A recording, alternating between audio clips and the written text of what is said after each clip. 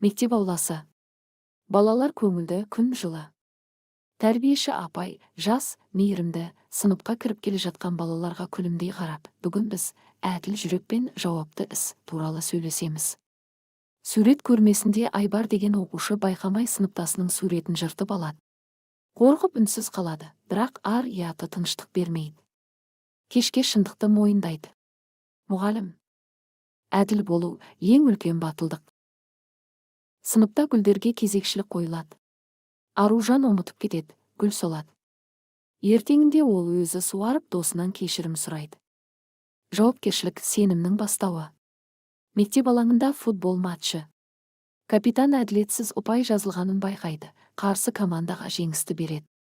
Жеңіс әділ ойында ғана мәнді. 9 сыныптағы дебат, адалдық пен пайда. Бір оқушы интернеттен жалған дерек тапса да шындықты айтады. Тәрбиеші. Әділ шешім өмірдің іргетасы. Барлық оқушылар мектеп ауласында үлкен плакат ұстап тұрады. Әділ жүрек, жауапты болашақ.